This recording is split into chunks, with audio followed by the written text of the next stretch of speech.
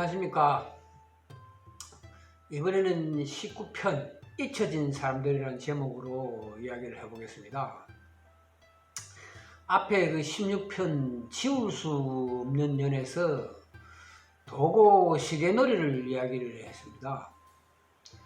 어디 도고 시계놀이 뿐이냐, 우리가 모르는 사람은 없느냐라는 질문에 한 여인을 소개하겠습니다. 이름이 오타 줄리아입니다. 세례명입니다. 한국의 천주교 신자들에게는 성녀처럼 살았던 불행한 조선 여인입니다. 훌륭한 성자나 복자가 아닙니다. 절대 권력자 도쿠가와 이에야스의 수청을 거부한 채로 절의 고도로 유배되어서 말로 할 수 없는 고통을 당하면서도 신앙을 지킨 고결한 인간으로 존경을 받는 것입니다. 해마다 일본 동쪽 외딴섬 고조시마에서 열리는 줄리아의 제라는 게 제사지요. 이 제는 한국의 신자들이 몰려감에도 천주교 신자가 아닌 사람들에게는 생소한 인물입니다. 오타는 일본식 이름이고 줄리아는 세례명입니다. 이 조선 여인의 신분에 대해서는 400년을 추적을 했으나 이름도 언제 어디서 어떻게 왜 붙잡혀 갔는지 몇 살 때였는지를 부모의 신분은 무엇인지 알 길이 없습니다. 밝혀진 사실은 고니시 유키나가의 휘하 장수에게 붙잡혀서 일본에서 세례를 받았던 천주교인이었고, 세례를 받을 수 있었던 것은 고니시 유키나가가 천주교인이었거든요. 아마 세키가와라 전투 후 고니시가 차명을 당하고 도쿠가와 이에야스에게 넘겨진 것 같습니다. 그녀에 대한 기록은 선교사들이 천주교 박해에 대해서 로마 선교회 본부에 보내는 보고서에 짧게 나옵니다. 역사적인 문서나 기록에는 없는데 선교사들의 편지 서안에서 나오는 사실과 전설처럼 전해지는 민화, 이를 근거로 한 소설 등이 이야기의 원천입니다. 그런 이야기로 줄리아가 일반 서민의 딸, 양반의 딸, 심지어 왕녀로까지 미화가 되는 경우도 있는데, 구체적으로 이야기를 한 일본 작가 모리 레이코의 소설 삼체의 여인에는 줄리아가 경남 남강 강변에서 붙잡힌 양반의 막내딸로 나오는데, 오타라는 이름을 갖게 된 경위에서는 도공이었던 양아버지가 얻어왔네, 얻어왔다 같은 말을 반복을 하다 보니까 외병이 이름으로 잘못 알아들어가지고 오타가 되었다고 합니다. 붙잡힐 때 엄마의 시신 옆에는 삼체의 장식이 있는 은장도가 놓여 있었다고 하는 사실이 양반의 딸이라는 근거가 됐고, 소녀의 어머니가 외병에 몸을 지키기 위해서 자결한 상으로 묘사되고 있습니다. 소녀는 처음에 고니시 유키나가의 딸이며 대마도 영주 소요시토시의 처 마리아에게 신병이 넘겨졌다가 나가사키의 수도원에서 살 때 모래현 신부에게 세례를 받았다는데, 운명이 기울게 된 계기는 일본의 패권을 겨룬 세키가와라 전투에서 서군 도요토미의 군대지요 편에 섰던 고니시의 전사로 선푸섬, 지금의 시조가입니다. 으로 물러가 있던 동국가와의 처소에 동군의 전리품으로 끌려간 것 같습니다. 줄리아가 수청을 거부한 일은 뮤노스 신부라는 사람이 그때는 일본이 마닐라 교구에 속해가 있었거든요. 마닐라가 천주교가 먼저 왔으니까. 마닐라 교구장에게 보고한 서한에서 줄리아가 쇼군의 첩이라고 생각해서 성체를 주지 않았다 하고, 또 어느 날 또 그녀가 말하기를 만약 쇼군이 불러도 그의 요구를 들어주려니 차라리 죽음을 택하겠다고 말했다고 한 대목이 있습니다. 이 소설 삼체의 여인에서는 이에야스의 침소에 불려갔다가 몸이 더럽혀질 위기에 처하자 언장도로 자결하려고 한 것이 이에야스를 위협한 것으로 묘사가 되어 있습니다.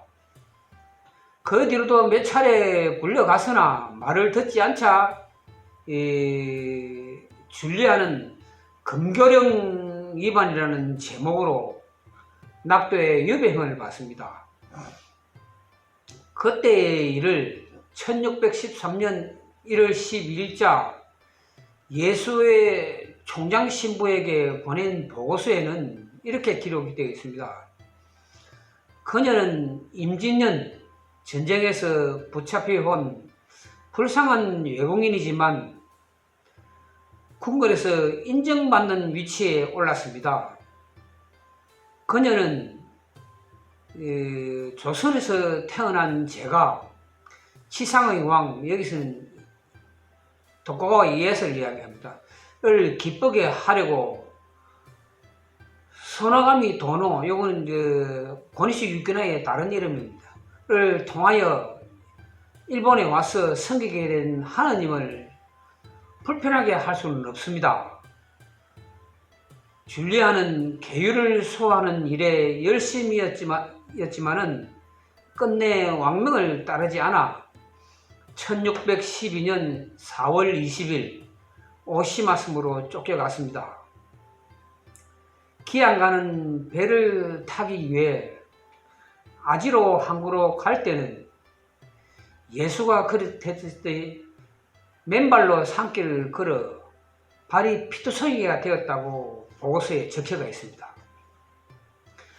그 후로도 지금이라도 수차례 앉아 지금이라도 배교를 하면은 돌아올 수 있다는 연락을 받았지만은 거절을 했습니다. 그녀는 이 유배 생활에는 오지마 섬에 가면은 많은 전설이 있다고 합니다. 유배 생활은 많은 전설과 한국 천주교에 영향을 주었습니다. 그 후 최근에 밝혀진 내용으로는 1619년에 풀려났습니다. 나가사키와 오사카에서 선고 생활을 하다가 생을 마쳤다고 합니다. 그 외에도 포로로 잡혀간 조선인들 중에서는 천주교를 믿는 사람이 참 많았습니다.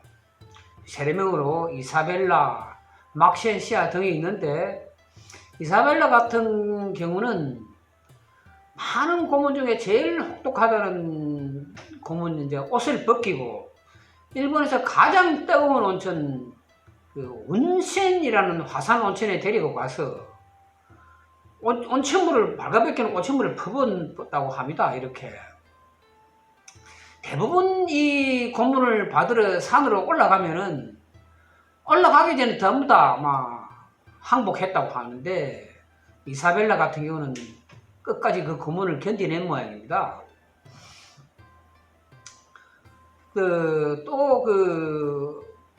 한양을 맨 처음 점령한 유키나가를 추종해서 한양을 점령한 시게노부가 성 밖을 이렇게 둘러보다가 보리밭 속에서 신분이 높아 보이는 여자가 숨어 있는 것을 보고 잡아왔는데 굉장한 미인이라서 진중해서 시게노부의 총애를 받다가 일본으로 갈 때는 그 임신 중이었는데 배 안에서 사내아이를 낳았는데 일본에 가서 엽색 행각이 비난이 두려워진 시게노부가 이끼섬 해안에 아이는 버리고 여자만 데리고 가서 그 척실로 삼았는데, 우리말로 첩이지요. 삼았는데 여자는 첫 아이를 잊지를 못해가지고 뱃방으로 수소문 끝에 어부가 키우고 있던 아이를 찾아서 시게노부의 차남으로 입적을 시켜서 그 덕에 그녀는 평생 호강을 할 수 있습니다. 아들이 유산 3천석을 물려받아서 호족 가문이 됐기 때문입니다. 이 사람에서 일본에서 불리는 이름은 보리밭에서 부처배워 왔다고 해서 보리라고 합니다. 흔적이 많이 있습니다. 보리에 대한 흔적은. 끌려간 사람들의 이야기는 우리가 살 밤낮을 이야기를 해도 모자랍니다. 앞에서 줄리아의 경우를 보더라도 이리저리 팔리듯이 넘겨졌지만은 학식이 있거나 기술이 있든지 여자의 경우에 미모를 갖춘 경우에는 이곳저곳에서 기록을 발견할 수가 있는데 그렇지 못한 절대 다수의 사람들은 흔적조차 없습니다.